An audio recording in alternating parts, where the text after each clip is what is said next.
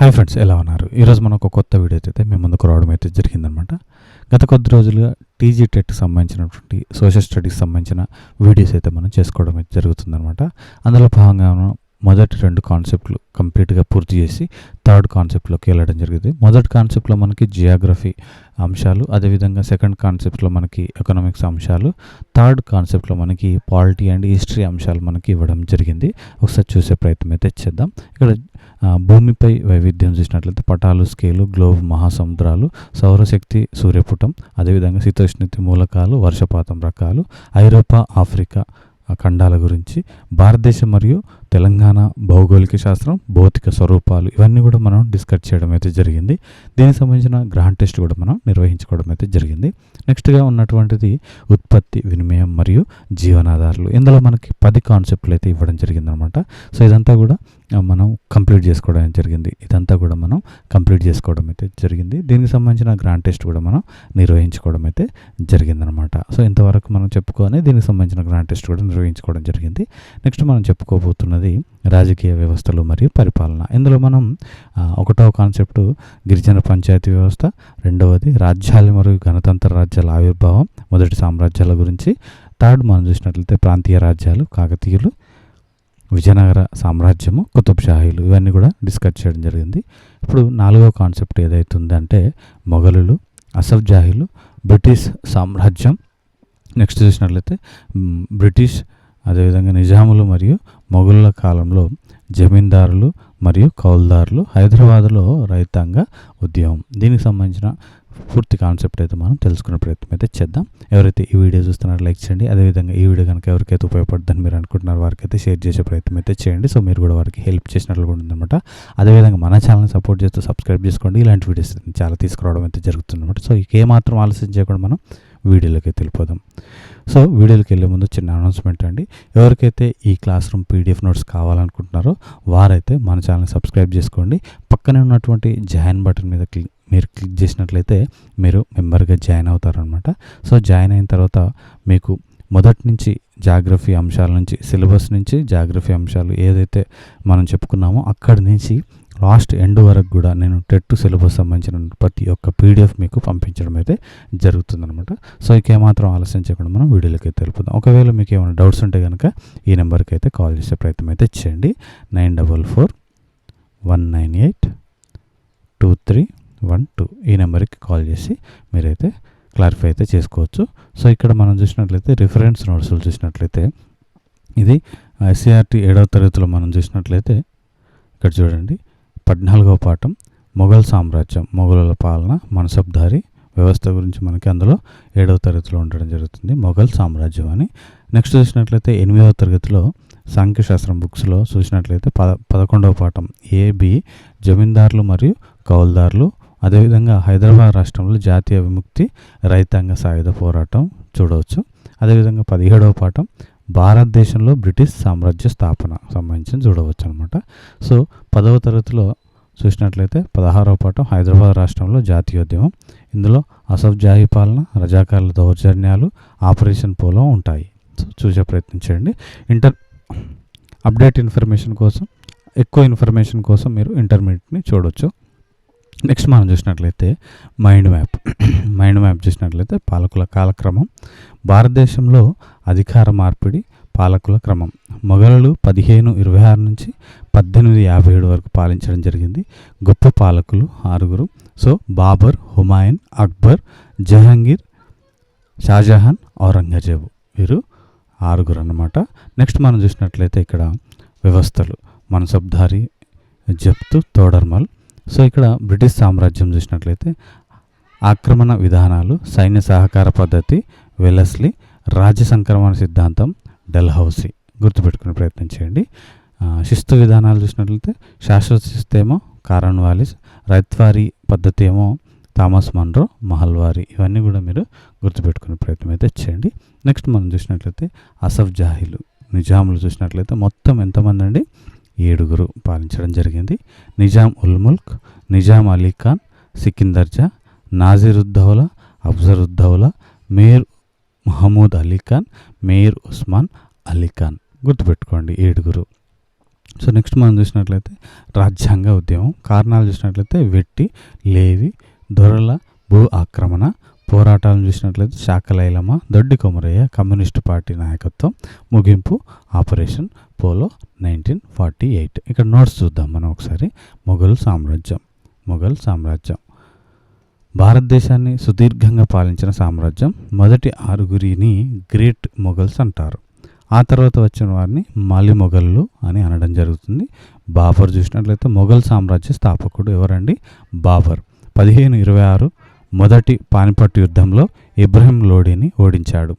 తుపాకులను ఫిరంగులను భారతదేశంలో వాడిన తొలి రాజు అన్నమాట. నెక్స్ట్ మనం చూసినట్లయితే హుమాయూన్. సో ఈయన షేర్షా సూరి చేతిలో ఓడిపోయి పారిపోయాడు. ఇక్కడ పారిపోయిన రాజు ఎవరండి? హుమాయూన్. మళ్ళీ 1555లో ఢిల్లీ ఆక్రమించాడు. గ్రంథాలయ మెట్లపై నుండి జారిపడి మరణించడం కూడా జరిగిందనమాట. నెక్స్ట్ మనం చూసినట్లయితే అక్బర్ చూసినట్లయితే మొఘలుల్లో అత్యంత గొప్పవాడు ఎవరండి? అక్బర్గా మనం చెప్పవచ్చు. 13 ఏళ్ళకే రాజ్యానికి రాజయ్యాడు. మత సహనంతో ఏం చేశాడండి? ఇలాహి అనే కొత్త మతాన్ని కూడా స్థాపించడం జరిగింది. ఎవరండి? అక్బర్. నెక్స్ట్ మనం చూసినట్లయితే జహంగీర్. న్యాయం కోసం ఆగ్రా కోర్టులో న్యాయగంట ఏర్పాటు చేశాడు. ఎవరు? జహంగీర్. ఇతని కాలంలో చిత్రలేఖనం ఉచ్చ స్థితికి చేరిందనమాట జహంగీర్ కాలంలో. నెక్స్ట్ షాజహాన్. ఇతని కాలాన్ని వాస్తుశిల్ప స్వర్ణయుగం అని అనడం జరుగుతుంది అంటారు. తాజ్మహల్, ఎర్రకోట, జుమా మసీద్, అదేవిధంగా నెమలి సింహాసనం నిర్మించడం జరిగింది షాజహాన్. నెక్స్ట్ మనం చూసినట్లయితే ఔరంగజేబ్ అత్యధిక కాలం పాలించాడు. ఇతని మరణం తర్వాత మొఘల్ సామ్రాజ్యం పతనం మొదలైంది. బహదూర్ షా జాఫర్ రెండవ బహదూర్ షా అని అనడం జరుగుతుంది. చివరి మొఘల్ చక్రవర్తి. 1857 సిపాయిల తిరుగుబాటులో పాల్గొన్నందుకు బ్రిటిష్ వారు ఇతన్ని రంగూన్ జైలుకు పంపించడం జరిగింది. సో ఇవన్నీ కూడా మైండ్ మ్యాప్ అండి, గుర్తుపెట్టుకునే ప్రయత్నం అయితే చేసుకోండి. నెక్స్ట్ మనం చూసినట్లయితే అసఫ్ జాహీలు హైదరాబాద్ నిజాముల నుండి 1724 నుంచి 1948 మొత్తం ఎంతమంది? 7 నిజాములు హైదరాబాద్ను పాలించడం జరిగింది. మొదటివాడు ఎవరంటే నిజాం ఉల్ ముల్క్. ఈయనని మీర్ కమరుద్దీన్ ఖాన్ అని అనడం జరుగుతుంది. ఈ పేరు మీద కూడా మనకి బిట్ అనేది ఫ్రేమ్ చేయడం అయితే జరిగిందనమాట ప్రీవియస్గా. ఇక్కడ ఏమని అడుగుతాడంటే నిజాం అసఫ్ జాహీల స్థాపకుడు ఎవరు అని మనకి మీర్ కమరుద్దీన్ ఖాన్ అని ఇవ్వడం జరుగుతుంది అనమాట, మనల్ని కన్ఫ్యూజ్ చేయడం కోసం. లేదంటే నిజాం ఉల్ ముల్క్గా పేరుగాంచిన అసలు పేరు ఏంటి అని కూడా అడగడం జరుగుతుంది అనమాట. గుర్తుపెట్టుకునే ప్రయత్నం అయితే చేయండి. అసఫ్ జాహీ వంశ స్థాపకుడు ఈయన ఎవరండి? మీర్ కమరుద్దీన్ ఖాన్ లేదా నిజాం ఉల్ ముల్క్. మొఘలుల సామంతులుగా ఉంటూనే స్వతంత్రాన్ని ప్రకటించుకోవడం జరిగింది. వీరు ఎవరి నుంచి వచ్చారండి? వీరు మొఘలుల నుంచి సామంతులుగా ఉంటూ వీరు సామ్రాజ్యాన్ని ఏర్పాటు చేసుకోవడం జరిగింది అసఫ్ జాహీలు. నెక్స్ట్ మనం చూసినట్లయితే నిజాం అలీ ఖాన్. బ్రిటిష్ వారి సైన్య సహకార పద్ధతిపై సంతకం చేసిన తొలి భారతీయ రాజు అన్నమాట నిజాం అలీ ఖాన్. దీంతో నిజాం బ్రిటిష్ చేతిలో కీలుబొమ్మగా కావడం జరిగిందనమాట. నెక్స్ట్ మనం చూసినట్లయితే సికిందర్ జా. ఇతని పేరు మీదుగానే సికింద్రాబాద్ ఏర్పడింది. సో నాజిరుద్దౌలా ప్రసిద్ధ ప్రధాని. 1వ సాలార్ జంగ్ సంస్కరణలు ఇతని కాలంలోనే మొదలయ్యాయి. ఇది ఇంపార్టెంట్ అండి. సాలార్ జంగ్ సంస్కరణలు ఎక్కడి నుంచి మొదలయ్యాయంటే నాజిరుద్దౌలా నుంచి మొదలు కావడం జరిగింది. నెక్స్ట్ చూసినట్లయితే అఫ్జరుద్దౌలా 1857 సిపాయిల తిరుగుబాటు సమయంలో బ్రిటిష్ వారికి మద్దతు ఇవ్వడం జరిగింది. ఎవరండి? అఫ్జరుద్దౌలా. మీర్ మహమూద్ అలీ ఖాన్ 3 ఏళ్లకే రాజయ్యాడు. హైదరాబాద్లో మూసి వరదలు రాగా విశ్వేశ్వరయ్య ఆధ్వర్యంలో ఉస్మాన్ సాగర్, హిమాయత్ సాగర్ ప్లాన్ చేయడం జరిగింది. ఎవరండి? మీర్ మహమూద్ అలీ ఖాన్. ఎవరి కాలంలో మనకి మూసి వరదలు వచ్చాయి అని మనల్ని అడగడం జరుగుతుంది. సో మీర్ మహమూద్ అలీ ఖాన్ అనేది గుర్తుపెట్టుకోండి. సో అదేవిధంగా మీర్ ఉస్మాన్ అలీ ఖాన్ చివరి నిజాం అన్నమాట. ఉస్మానియా విశ్వవిద్యాలయానికి యూనివర్సిటీని 1918లో స్థాపించడం జరిగింది. ఎవరండి? మీర్ ఉస్మాన్ అలీ ఖాన్. ఉస్మానియా యూనివర్సిటీ 1918లో స్థాపించడం జరిగింది. నెక్స్ట్ మనం చూసినట్లయితే జమీందారులు మరియు కౌల్దారుల పరిస్థితి 3 కాలాల్లో చూసినట్లయితే మొఘలుల కాలంలో అక్బర్ మన్సబ్దారీ వ్యవస్థ, సైనికులకు జీతానికి బదులు భూములు ఇవ్వటం ప్రవేశపెట్టాడు. అదేవిధంగా ఇది ఇలాంటిదే మనం ఎక్కడ చూసామండి, కాకతీయుల కాలంలో న్యాయాంకర వ్యవస్థ. అది కూడా సైనికులకి ఏంటంటే భూములు పంచడం. సో రెవెన్యూ మంత్రి తోడర్మల్ జప్తు అనే ఖచ్చితమైన భూమి కొలత విధానాన్ని తెచ్చాడు. తోడర్మల్ ఏం చేశాడండి, అక్బర్ కాలంలో ఉన్నటువంటి రెవెన్యూ మంత్రి ఎవరు అంటే తోడర్మల్ తీసుకొచ్చినటువంటి జప్తు అనేది ఖచ్చితమైన భూమి కొలతను తీసుకురావడం జరిగింది. జమీందారుల పన్ను వసూలు చేసే ఏజెంట్లు మాత్రమే. జమీందారులు ఇక్కడ ఏందండి, ఓన్లీ పన్ను వసూలు చేసే వాళ్ళు మాత్రమే. భూమిపై రైతులదే పూర్తి హక్కు. బ్రిటిష్ కాలంలో 1793లో కార్న్వాలిస్ శాశ్వత శిస్తు విధానం, జమీందారీ విధానాన్ని ప్రవేశపెట్టాడు. దీంతో పన్ను వసూలు చేసే జమీందారులు భూ యజమానులు అయ్యారు. రైతులు తమ సొంత భూమిలోనే కౌలుదారులుగా మారిపోయి సర్వస్వం కోల్పోవడం జరిగింది.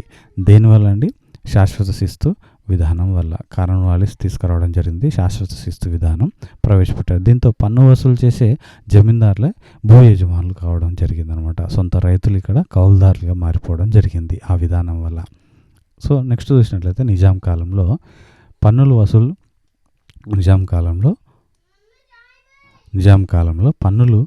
వసూలు చేయడానికి నియమించిన దేశ్ముఖ్లు క్రమంగా దొరలుగా మారారు.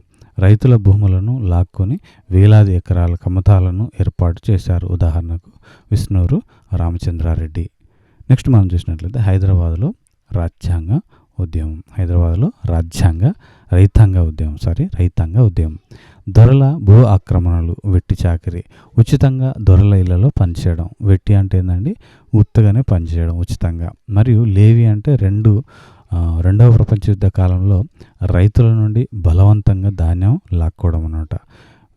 విధానాలకు వ్యతిరేకంగా పేదలు చేసిన సాయుధ పోరాటాన్ని మనం ఏమంటాం, ఇక్కడ హైదరాబాద్లో జరిగింది రైతాంగ ఉద్యమం అని అనడం జరుగుతుంది. వెట్టి చాకిరికి, అదేవిధంగా లేవికి. వెట్టి చాకిరి అంటేనో ఉచితంగా దొరల ఇళ్లలో పనిచేయడం. లేవి అంటేనో ఇక్కడ